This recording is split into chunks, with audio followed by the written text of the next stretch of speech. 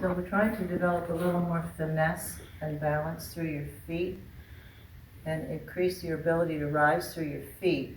Now we always have body rise, but body rise is not shoulder rise.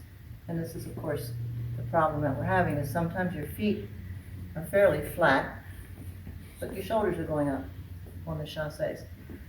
So we want to feel when the spine lengthens that the shoulders fall.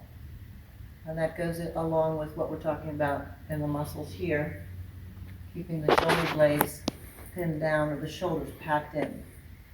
So I'll feel my ears moving away from my shoulders and my shoulders falling. And I want to feel that connection to the floor through pressure. Now notice when you do it slowly, that happens. You roll to the outside. So the inside muscles and the back of the leg are not working. So the big toe needs to be pressed to the floor. So make sure the heels are together and you're not rolling to the little toes.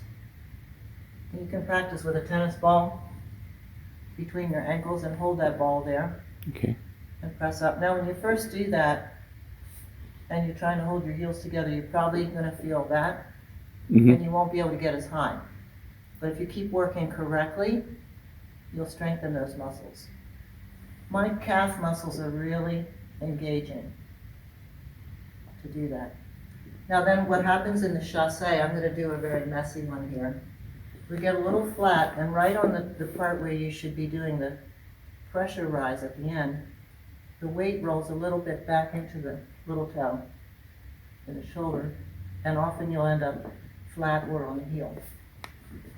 It's not that bad, I'm exaggerating so you can see it. It gets a little bit like that. And of course we want to be out over that foot. So again, I have to feel this feeling of the weight going through my foot, through my big toe. On the close, I have to make sure that my big toe, my right foot, is engaging the weight. So I'm rolling across that foot. That way, not just coming out flat. The other thing we talked about on the feet is the finesse of the trailing foot.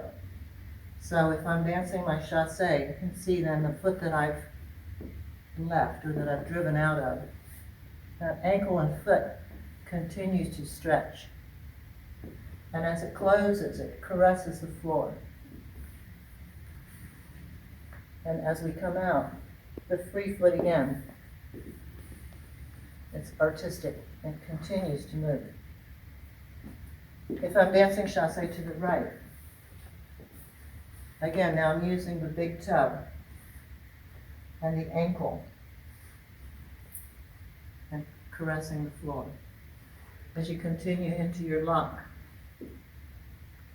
caressing the floor, your whisk.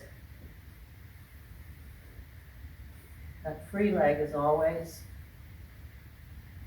painting the floor, it's artistic. We talked about on the wing, not just pulling the foot, waiting and going. 1, 2, 3, and 1. Stroke the floor. Stroke the floor. And stroke the floor.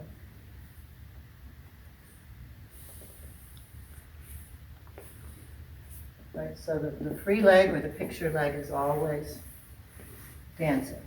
The standing leg, you're going to roll through the big toe. And when you rise, you're going to try to press a little higher through the feet and keep the big toe pressed down. Did I miss anything? I don't think so. I'll take a moment here, Rich, and talk about the poise of the body when you rise. I forgot to mention that in the studio today. And I know you talked about that when you were going up on the toes to try to keep your weight forward, you were actually pitching from here, from the hips. So you will notice if I'm standing normally, my weight is distributed pretty evenly through my feet. And the heel bone is the largest bone, so it takes the predominant amount of our weight. So we don't want, hopefully, to be standing too far forward, clutching the floor with the toes.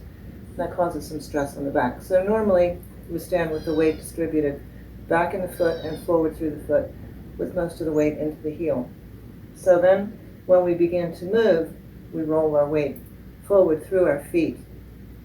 Now, in dancing, what we want to do when we rise, be aware, first of all, that you do have to shift the axis of the body. But we don't want to shift the axis in such a way that you would fall forward here, and definitely not breaking at the waist. So you actually feel the center moving forward in dancing.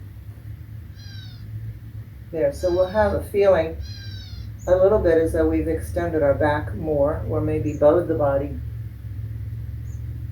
this way. So I'm not letting my head weight get ahead of my feet. The head has to always be over the feet. So as I shift my axis, I'll make those adjustments so that my head weight is still centered over my feet. And then you'll notice here that I'm not letting the weight roll to the outside of the feet. When you keep the big toe pressed to the floor, it engages the inside muscles of the legs. I'll also attach in the description here on the video, I'll attach the 2 videos I did on training the deep intrinsic muscles of the feet. We need to get those little tiny muscles that are closest to the bone to be strong and to be accessed. Of course, we need the muscles of the legs and the trunk and everything to be organized as well. But in this talk today, we're talking about getting your feet stronger and your alignment of your feet and leg bones more evenly. And then I couldn't find a tennis ball. I think maybe a particular poodle might have borrowed it. So this one's actually a little harder because it's so small. So even standing and squeezing that ball, I'm working the inside muscles of my legs, and I'm keeping my weight more toward the center. And then when you press up, you want to try to keep that ball and not let it fall to the floor. I have my Christmas socks on here for our entertainment, and I'm just going to place that ball right there above the bones here, the end of my leg bones, right above the ankle there. Squeeze that together and press up. You can see that I'm trying to keep my big toe pressed down into the floor and spreading out the toes, holding that ball there. So that's a really good training method for keeping the weight from releasing out and falling out to the little toes.